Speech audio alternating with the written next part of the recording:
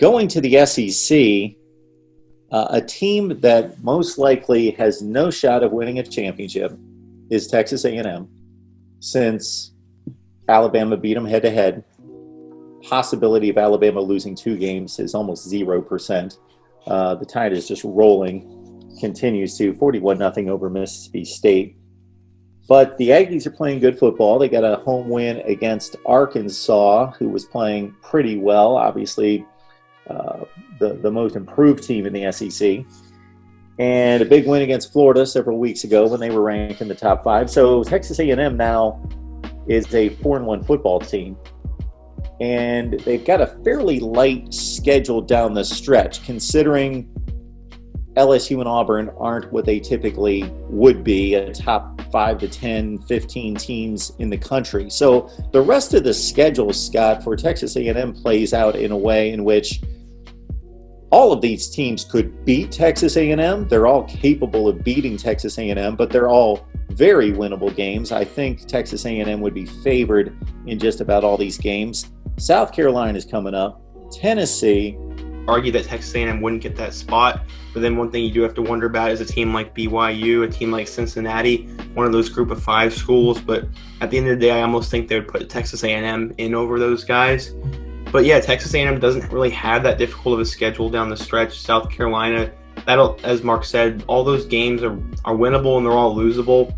But Texas A&M right now has seemingly found their rhythm a little bit. They've won their last 3 games. They've looked pretty good in all of them. They beat an Arkansas team that's definitely a lot better than people give them credit for.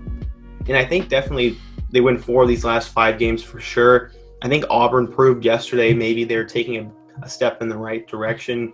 I think my biggest concern for Texas A&M is sort of the receiving game. They don't really have like a go-to wide receiver. They actually have a running back who's their top receiver this year, and then they have a tight end who's doing really well. But they don't really have that go-to guy who's going to make a play, who's going to take over the game. But they do have a running back in Isaiah Spiller, who's one of the best in the country. He has 512 yards and 5 touchdowns so far. And then, as we all know, they have a veteran quarterback in Kellen Mond. So they're definitely capable of making a dark horse backdoor type playoff run. But it's just going to depend on It's going to depend on them winning out and how the other conferences do. What do you think, Mark? Yeah, we did a segment on our YouTube channel on Texas A&M last week. Had a TexAgs reporter talk about Texas A&M. I've seen them play quite a bit this year. I watched a little bit of the Arkansas game last night on replay. Saw the Alabama game, most of it until it no longer was interesting. Saw them beat Mississippi State. Saw the Florida game.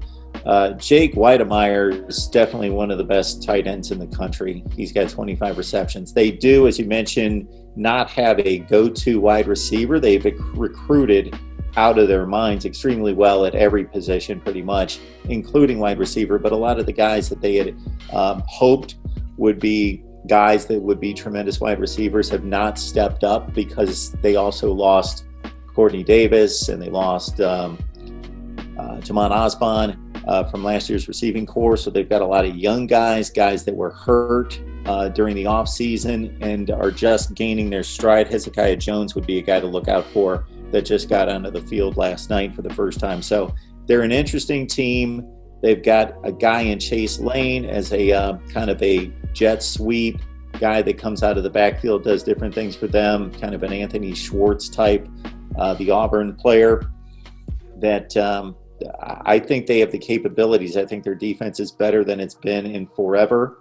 And I think they're fully capable of winning these games. But again, everybody, they don't have a light schedule, but it's not daunting either. They play a lot of capable SEC teams, mid-tier teams, and that's what they've got to deal with. And Kellen Mond is apt to have a bad game at any point, but he certainly has turned it on the last 3 or 4 weeks.